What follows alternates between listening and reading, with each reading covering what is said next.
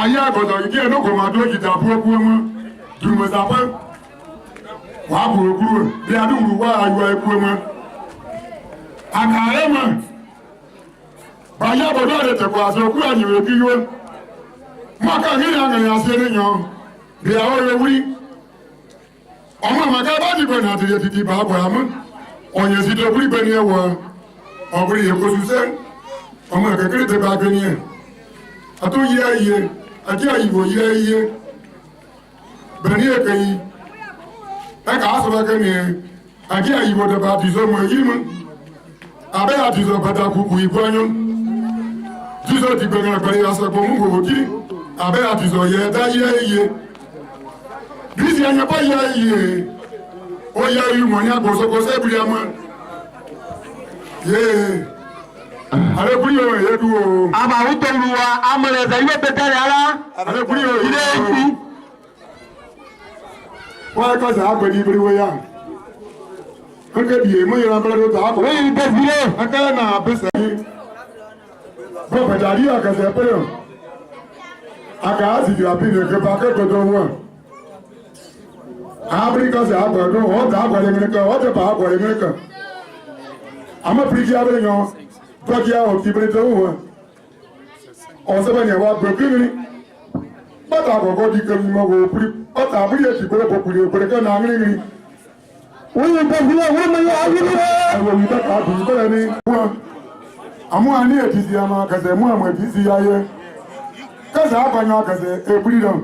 Kọ̀kọ̀ bọ̀lámú ẹ̀kẹ̀rẹ̀ àkọ́kọ̀ bọ̀lámú àtàwọn máa àkáàrẹ̀ sì kọ̀ wúlò òkú ni.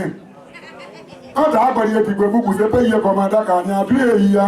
Onye sekade èyí ya àní àkẹ́sìkọ̀ wọlé ta àwọ̀ níbi ànátọ́ wọn ọmọ ní àkẹ́sẹ̀ kẹbìrì ayé apápẹ̀rẹ̀ ẹ̀bọ̀ àmọ́pẹ́ àkàbàdé ẹ̀mí gbòdùwò ayé ẹ̀mọ ayé àsìkọ̀ wọlé ta abẹ́rẹ́ àdìgbò kẹ́tọ̀ ọgbọ́n.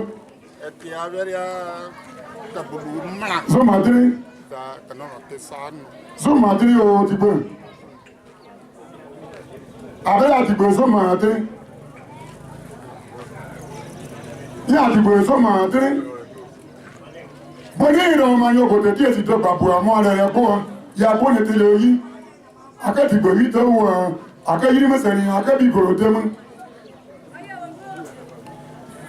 tú àwọn yòówù dé àwọn yòówù kẹ́kẹ́ yìí kò sí mú ẹtẹ yìí ó rí bọ́ ọmọ ènìyàn kúrú yẹ pẹ̀lú ọmọ kẹ́kẹ́ sẹ̀rẹ̀kì ọ̀rẹ́ yìí bí ẹsẹ̀ adọ́kọ̀ọ́ ẹ̀wí aka na sakiri yo jide kuru biye mo bi adu wuru wa kute di gbada so awuri anyi be kiru wa ye wo wuru ba ye ba yi de ko wuru te ti asi e wi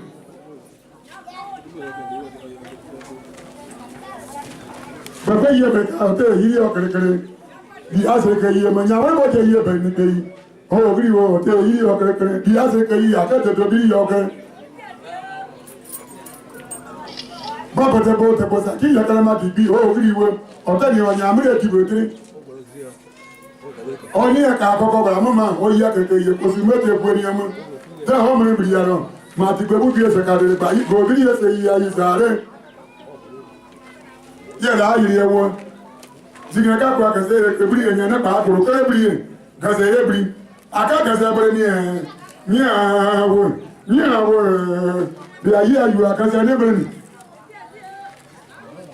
mo wò ní òkòtò tí èsì tó pàpẹrẹ kú dìrìdì òbá bìrìdì abẹ́sẹ̀ àpọ́ ẹmọ tó wọ́n ní àbọ̀ yìí sẹ̀pẹ̀kàrí àti pé ọkọ̀ yìí mọ̀ ní àbọ̀ ọ̀sẹ̀ àpọ̀ mọ́mọ́ bí àpọ̀kẹ̀dà ní àpẹ̀kẹ̀ sùsù gbòsòkò àkẹ̀yẹ̀ pọ̀ yẹn kó sẹ́bìrì yẹn lọ dọ̀rọ̀ máa yẹn dẹ́rẹ̀ ni yọ̀pẹ̀ jì tó àkọ̀tà pẹ̀lẹ́ mú ẹ̀bà kó sẹ́ mú ẹ̀rọ ó yẹ sùsù ya ibi yé. alo. bẹ́ẹ̀ sí ìkànnì àrùn bẹ́ẹ̀ kó yẹ kàkó yí àbúrò sí ẹ̀rọ rẹ̀ Baduguru tẹni bèbè yé tààbọ̀ ni sọ́kọ̀ sọ̀kọ̀ yọ̀ làwọn náà sì rìn ọ̀sẹ̀ náà ní àkàbọ̀ àgbà ní ti kọ̀ ọ̀nà náà ti bọ̀ àmànyàwó kò ní ebi. Kakọ̀ tẹ kẹ́rẹ́ ọmọ sì tó kọ́ abẹ́rẹ́ bọ́ọ̀dà máa kúrò lọ́wọ́ ònyẹ̀mí kù dìdì kù sọ̀kù yà ní tọ̀nà wọ́nì. Wọ́n yẹ jẹ́ jìnnà kò tẹ́lẹ̀ ìjọba àbúyé kùrùmùsá àmàkú ẹ̀dá àfàkàkà àmànyẹ́wùrù ẹ̀kọ́ àbọ̀ àmàkú ẹ̀dá àfàkàkà àmànyẹ́ ìrànyẹ́ àyìnbẹ̀rẹ̀ mọ̀ fàkọ́ ọ̀dẹ́sẹ̀ má bùnyàwé mọ̀ká ayẹ́dẹ̀ ẹ̀mọ̀ ní ẹ̀rẹ́ ẹ̀kìtò tó yí ẹ̀fẹ́ ẹ̀kì yí ẹ̀kù yí ìkù àwọn ọmọdé àbọ̀tàfẹ́ wọn àwọn mábàmẹ̀ ẹ̀tẹ̀tẹ̀ wọn alẹ́ àárọ̀ kọ̀ sí àkọ́jẹ́ yìí ọmọdé òyìn kọ̀ sí àkọ́jẹ́ yìí oṣù yìí ayé yóò bẹ̀rẹ̀ wá bàbá dìdì kù sọ́kù yẹ kẹ́sì kí ayé orí bí àwọn ọkọ̀ yóò kọ̀ sí ẹsẹ̀ tí ibùdó mẹ́pẹ̀rẹ̀ mọ́ ọ̀sẹ̀ ẹ̀nà ní ìrẹ̀pì adé àkìgbà adé wọ́n gbígbà oṣùmànìyàn sọ̀kọ̀tọ́ tí oṣùmànìyàn adé àkìgbà wọ́n bọ́tí pèsè yìí wọ́n dàbà ọkọ̀ wọn yóò kọ̀tẹ̀ tí èsì dọ̀bà pẹ̀lú ọkọ̀ bí yóò gbogbo yóò tẹ̀ wá kẹ́bìrì èyí yẹn wà mú ọdẹ kẹ́bìrì èyí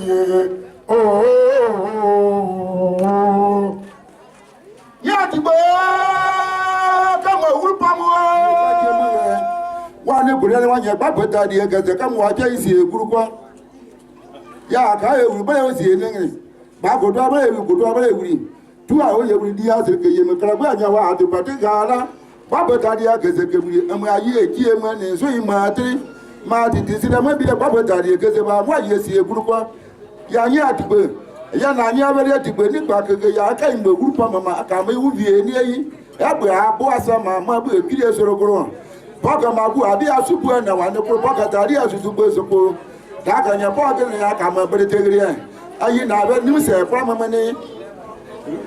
yéé. bàbáwò wàá kò mọ̀ kẹ́ wọ́n wà nù ọ̀wọ́ àkọ́mọ̀rọ̀ díẹ̀ àmọ́ bàtà ti gbádọ́ wúlò àjẹ́ yíyẹ wúri sọ̀rọ̀ kò lè dẹ́ yẹ yìí náà rí àmọ́ kẹ̀kẹ́ yíyá di sẹ̀kẹ́rẹ́ sí ní wúri ẹ̀sà ti yẹ wúri bíbí ọmọ pẹ̀rẹ̀ kọ́ da us ewedu bàbá ọdẹ bàyẹ pèsè kó ọbọ káwọn àbò tó wà lẹ́yìn kabiri yẹ náà kí nà àwọn yìnyẹ sẹ́bìrì ẹ̀mí nìkan ni ẹ̀ kí sẹ́ abiri yẹ ẹ̀mbiri yẹ mú yìnyẹ sẹ́ àrẹ ìbẹ̀rẹ̀ mu àrẹ ìdìbò.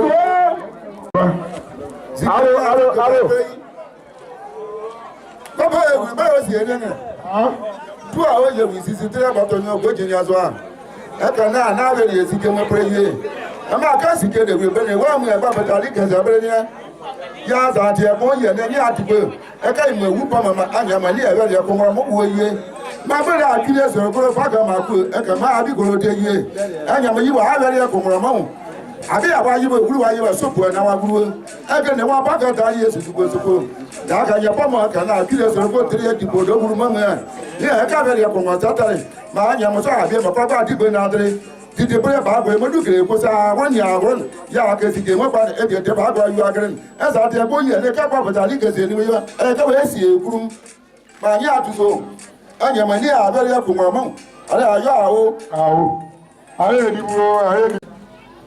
yéé kọ́tà yíyẹ wùlé ìbẹ̀rẹ̀ àkẹ́nẹ̀ àkẹ́bẹ́sẹ̀ àkẹ́wùkúrú àkẹ́dìrí àdìsẹ̀ kẹ́dúgbìrì ìyá náà àwòkọ́ máa sì jẹ́ àpò yìí kan wọ́n ní wákẹ́ gẹ̀gẹ̀ sí ìyẹ̀kúrúkọ wákẹ́ yìí ò tẹ́ mu yà ní bọ̀ àwúwẹ́bọ̀.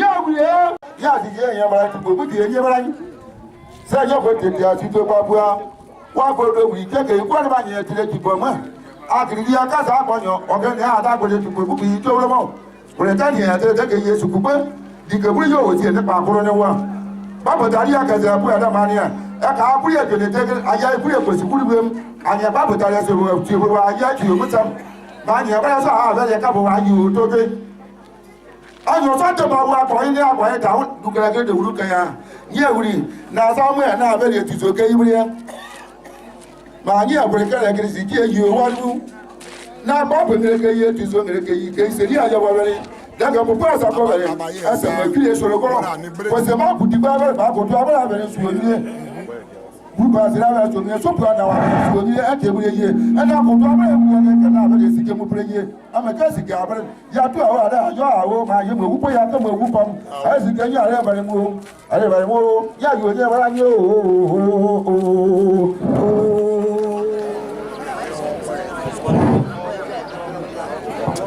ava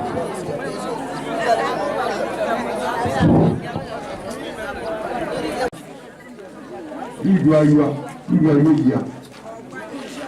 non préciser que bah on peut demander on comme il y a beaucoup de donc nous avons wa zimatimo mais ah wa ga no wa ka yama ikangene mi ni aba yo yo mu ma bugu ado ngire ma yo ya ka yama ani ma kere ay ma zama ay ma wiwo ni ga yo ayira ay wa ngene a no ni za yo wa zo wa ma bugu wa wiwo bah il faut faire la précision aya pa ay wiwo ma yo zama do ni za yo agene ze Isa, président Magba, comme nous a. Ils avaient au micro.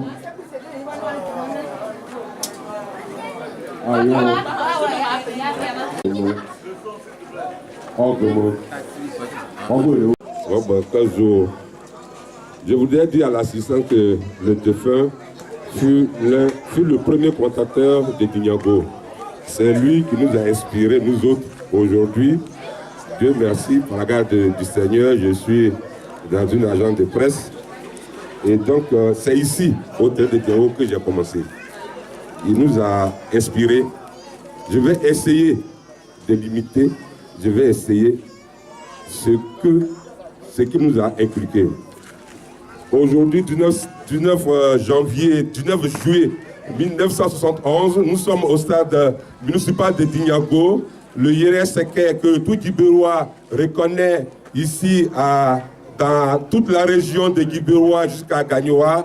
Et l'équipe de la modèle de Dignago va se présenter dans son maillot traditionnel jaune-bleu, dans les poteaux gardés de but Madou Abel, numéro 2 Kipré de Bonnet, numéro 3 Dizo Bailly Aimé, numéro 4 Dodo Nyongo Mathias, numéro 5 Onojo Michel, numéro 6 Blé Antoine, numéro 7 Kimou Mathieu, numéro 8 Brédé Baptiste, capitaine d'équipe, numéro 9 Ogou Niaouré 10 Sébastien Pelé, numéro 10 Niaouré Basile et numéro 11 Niepo Jean Debolo. Voilà en gros la formation de Dignago qui va tout à l'heure évoluer au stade municipal de Dignago.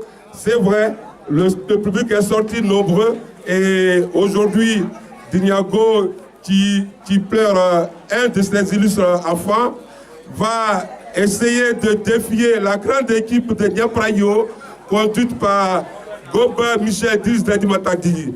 Voici le contrôle de Ogou Niaouré Pelé. Niaouré Pelé qui déborde un peu du côté droit. Il centre pour Niaouré Bazi. Bazi Niaouré. Un premier dépassement, un deuxième, un troisième. Il fait un retrait pour Blé Antoine. Blé Antoine du côté droit. Il part, il centre. Voici la réplique de volette. Ogou Niaouré, c'est bon, c'est boum!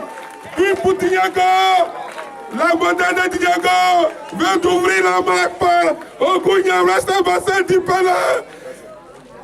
45 minutes, Dignago 1, Niaprayo 0. Elle est né en 1946. Comme l'histoire a été tracée, le nom Gabajak vient du quartier Krisayo de Dignago. Donc l'oraison funèbre commence. Ce fut en l'an 1955 que Zaïbo Nyepo François, paix en son âme, eut l'idée de fonder une école primaire publique à Lossor. Cet idéal fut un écho favorable dans tout Lossor, parce que tous nos parents se mobilisaient comme une seule personne pour bâtir cette école sur les hauteurs de la colline, en mi-chemin entre Dignago et Guidé. Celle-ci ouvrit ses portes en 1956. Zaïbo Gabajak, tu fus un des aînés de la première promotion d'élèves que l'école recevait. En outre, tu étais remarqué, entre autres, par ta grande taille, voire ta belle prestance, ton élégance. Après une année scolaire dans cette école, tu partis sans perdre de temps, rejoindre Zaïbo François Dimokro pour continuer les cours dans cette contrée Aka. Ce fut surtout à Dimokro que ton parcours scolaire se confirmait, sûrement parce que tu y réussis avec brio le certificat d'études primaires et l'admission en 6e au cours normal de Daloa. Ce fut alors que tu devins véritablement l'idole de l'ensemble. Godi, Kotoka, tu devins à la fois le guide, le copain, l'ami. Tout l'ensemble, il y a une relation affectueuse avec toi. Certains t'appelaient Kotoka, d'autres Godi, et les plus proches à Diaïbo. Encore à Daloa, au cours normal, ta notoriété dépasse les confins de l'ensemble pour prendre racine à Daloa et Issia. Jacques, tu fus un homme très populaire pour diverses raisons. Primo, ta simplicité, ta modestie, ton humilité faisaient de toi une personne facile d'accès. Ce qui permet à pas mal de personnes de tous bords, élèves, non-élèves, villageois, jeunes, vieux et vieilles, de t'aborder.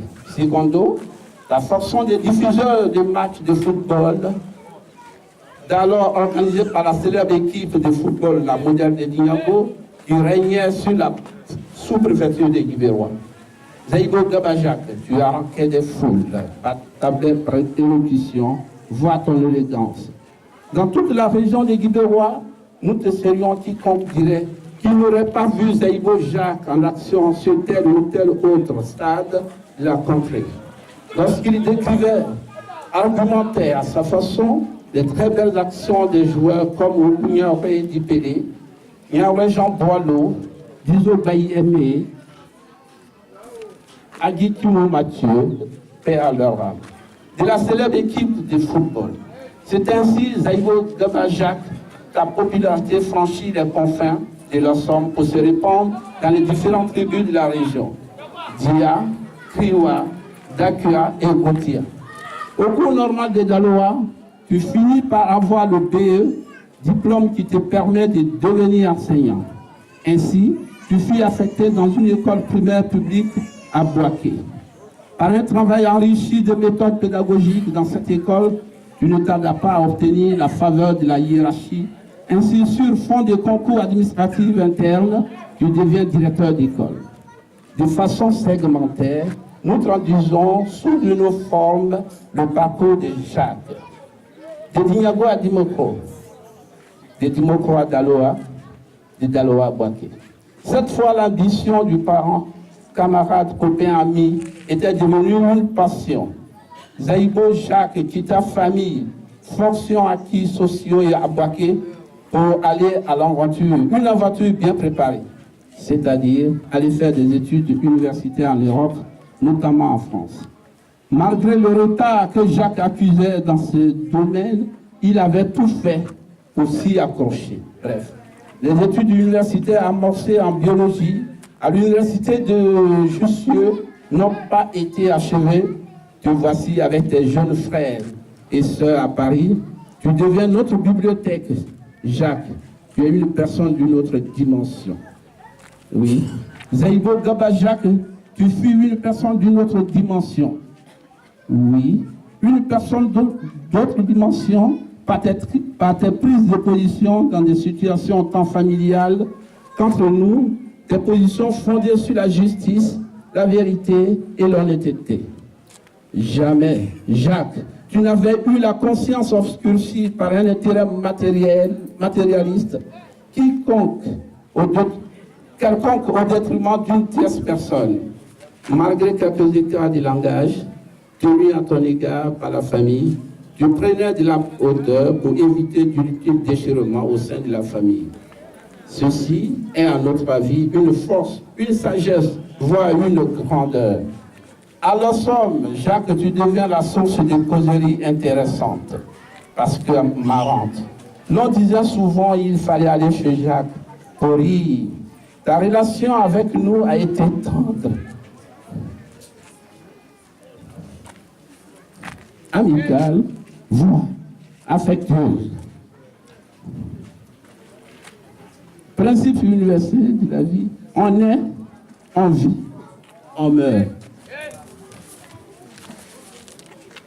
Zaïbo Gabajak, tu as vécu pleinement et entièrement ta vie. Fin 2011, une maladie que nous qualifions de très redoutable déstabilisatrice, neutralisante, est venue assombrir la fin. Est venue assombrir la fin de ta vie. Cette maladie se nomme la maladie Parkinson. Tu t'es battu des mois. Tu avais toujours le temps pour les autres. Jacques, tu es aujourd'hui sur la terre de tes ancêtres, mais dans une autre position. Oui, une position horizontale. Cette sale maladie a eu raison de toi. Elle a assombri la fin de ta vie. Elle t'a terrassé le 10 mai 2016 à 12h30 à l'hôpital sud-francilien à Évry. Tu m'as dit ceci: comme on ne vit pas éternellement, le jour où je vais rendre l'âme, Michel, je dois être enterré sur ma terre natale, à l'ensemble. Et nous sommes mal respectés.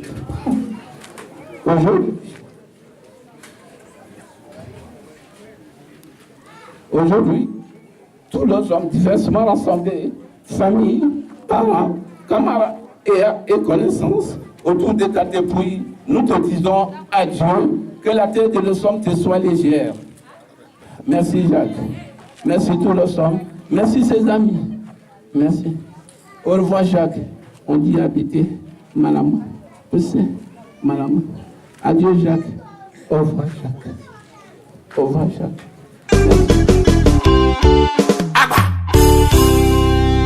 Wow! Esprit! Oh, Guayamia, Sroa, Mene, Widenine. Egalugo, Mamia. Bonsoir! Oh, Guayamia, Sroa, Mene, Widenine. Egalugo, Mamia.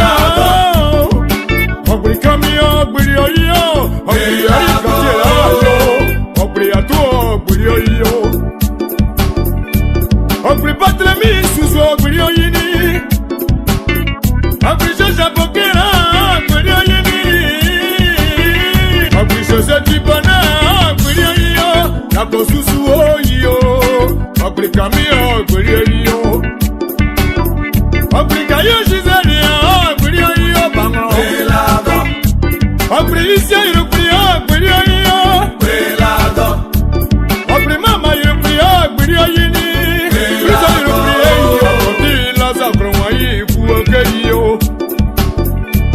African yala kwiri yo. Belaga. Everybody street on kwiri yini. Belaga. Yeah, African yo kwiri yo.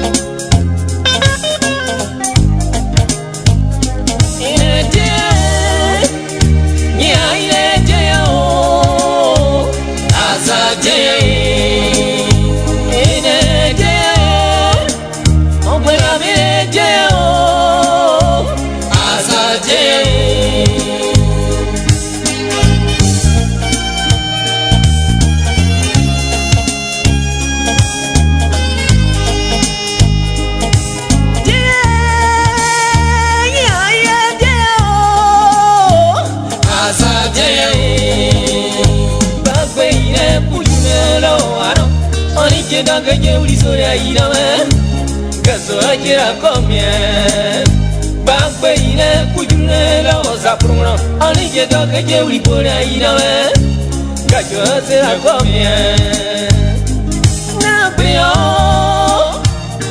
ina prio ala kapie ulu kwe komyo atuka na prio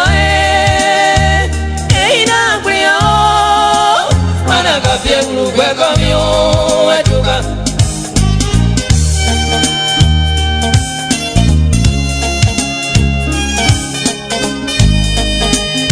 bakwe ine kujune la osa prona ani je da que uli soya ina me kaso kira komye bakwe ine kujune la o mario ani je da que uli pora ina me kaso yo sigue kulario. Eina prio, mana kapie ulu kwe komyo atuka. Eina prio, mana kapie ulu kwe komyo atuka.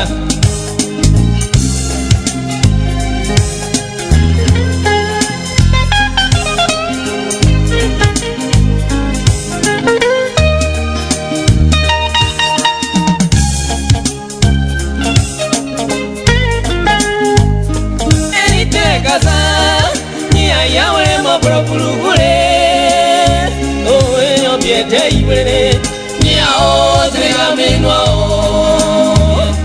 eni te sikasa kwani amia wale mapura pulugule o eni opie te ibrene ni a otra menua ya ya miseri tabaro ya wale tere o que ve ya kurmiru ko kai ulimie